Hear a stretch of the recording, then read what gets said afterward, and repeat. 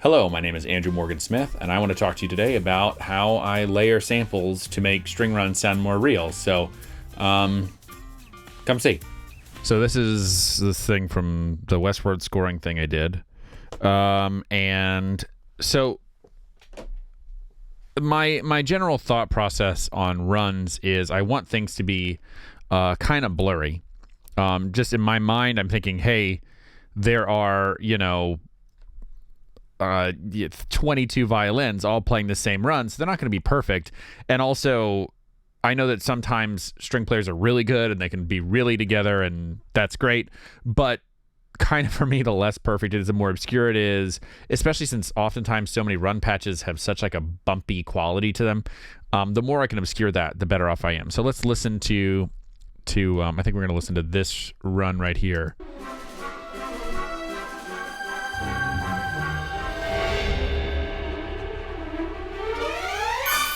So, yeah, it's not the best, right? But I struggle with runs all the time. In fact, if you have some tricks about runs, let me know, because I'd love to see them. I always want my runs to sound better, so I always like getting runs.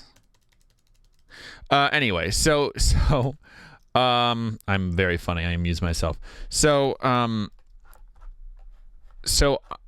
the first thing I'm doing is I'm putting these run transitions. So this is the avant-garde string patch from Afflatus strings from Stravaz sampling.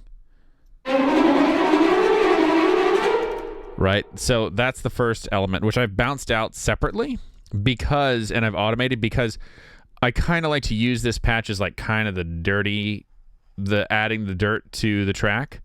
This is orchestral string runs. See, this is what I'm talking about, but I get driven crazy by. Right? It drives me nuts because they shouldn't be so bumpy, and I've never discovered a way that I can really fight that, but I bounce that out as well so I can kind of control a little better. All right. So we start out with those elements, and I kind of mix them to taste. So, like how I'm going to use these. There's still little bumps in there. I probably could do more to get it out, and they all roll into this full-on string run. This is cinematic. This is Cinestrings runs, right? Which sounds super clean, but together we get this. So, in context, and the other thing is it's also being doubled with some woodwinds here. Let's see, which just the last run. So we're getting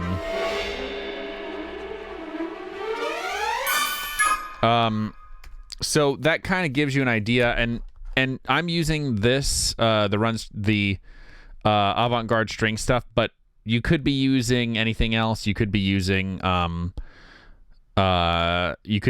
like a tremolo string line. I've used that kind of stuff to help blur things. I just feel like this kind of gives like kind of an out of control feel. Like I've done it on some horror stuff where I've done a walkthrough. Actually, the demo I did for this library, I did some horror stuff where it just like was kind of like out of control, crazy runs, like kind of they were really sloppy and nuts. So I just really like to dirty that kind of stuff up, even though I know that obviously if it were live, it would be probably cleaner than that.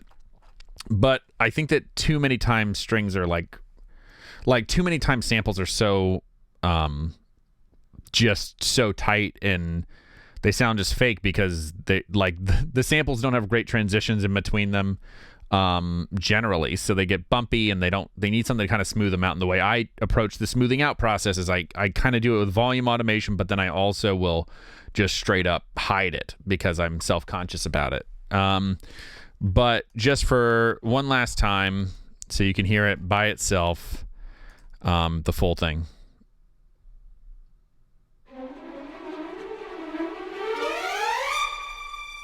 And then it runs up into a held note. So I just say usually just hide it, man. Like find a way to obfuscate what it is. That's my philosophy. If you have a better way of doing it, let me know, because I wanna improve my string runs game, because it sucks.